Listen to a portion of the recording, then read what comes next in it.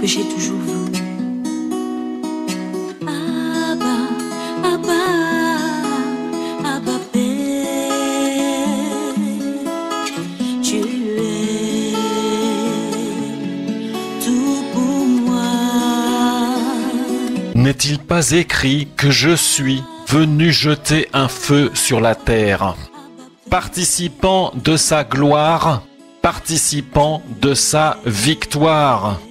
1. La gloire d'Élohim.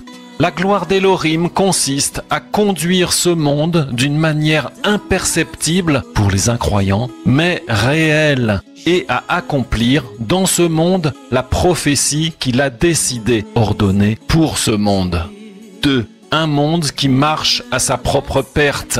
Or, ce monde marchant à sa propre perte, selon les Écritures, est frappé jour après jour de tous les fléaux décrits dans la prophétie du livre d'Élohim, ce qui produit une souffrance dans la vie d'Élohim, puisque le Père n'a pas créé l'homme pour le faire mourir avec le diable, mais pour le faire vivre avec lui, selon les Écritures. Selon 1 Timothée 2, verset 4, Élohim, notre Sauveur, qui veut que tous les humains soient sauvés.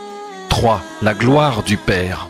La gloire du Père consiste donc à souffrir actuellement à cause de ce monde et à préparer sa propre délivrance par laquelle il retournera dans son repos le 7e jour éternel selon les Écritures. Et sa gloire consiste à reproduire dans la vie de ses enfants sa propre vie, sa propre souffrance, afin de les rendre participants de sa propre gloire, puis de sa victoire.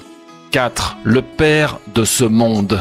Selon les Écritures, le père de ce monde, le diable, conduit lui aussi ses enfants dans l'accomplissement de la prophétie qui a été ordonnée sur lui, la méchanceté, le mensonge. Et il rend lui aussi ses enfants participants de sa gloire, la jouissance temporaire des vanités de ce monde et du péché avant que ce dernier ne reçoive son châtiment, afin de les mener à la même issue que lui, le lac de feu, la mort.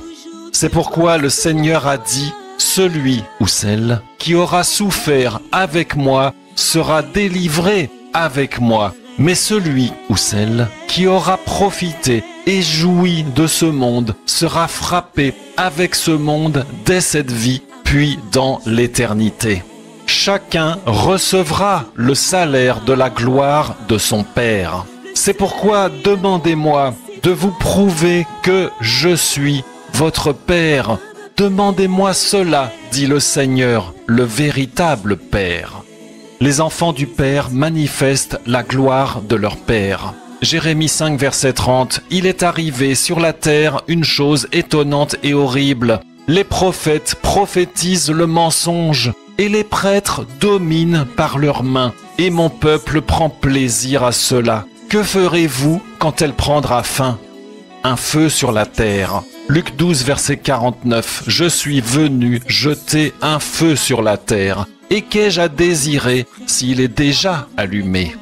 La question sera donc, quelle souffrance manifestes-tu dans ta vie et que signifie-t-elle au sujet de ton Père ? Il existe une gloire plus grande de souffrir pour le Seigneur plutôt que d'être délivré de ses propres maladies. Cessez de rechercher une gloire personnelle. Ne voyez-vous pas que c'est la marque du diable ? Amen. Message en téléchargement sur uneparolepourmonpeuple.net. N'est-il pas écrit que je suis venu jeter un feu sur la terre, participant de sa gloire, participant de sa victoire, La gloire du Père consiste à reproduire dans la vie de ses enfants sa propre vie, sa propre souffrance, afin de les rendre participants de sa propre gloire, puis de sa victoire. Tu es tout, tu es tout, Abba, Abba, Abba, Abba, Père.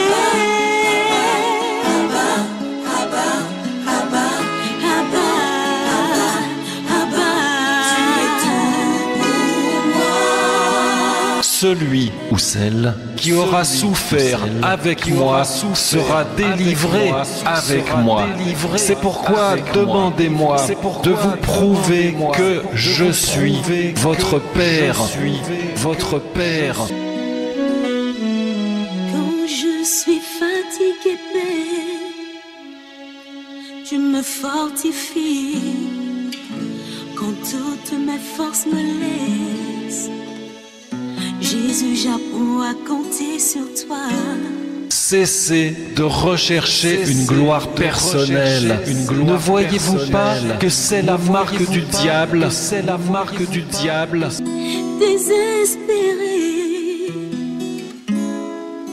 tu boostes ma foi. À qui,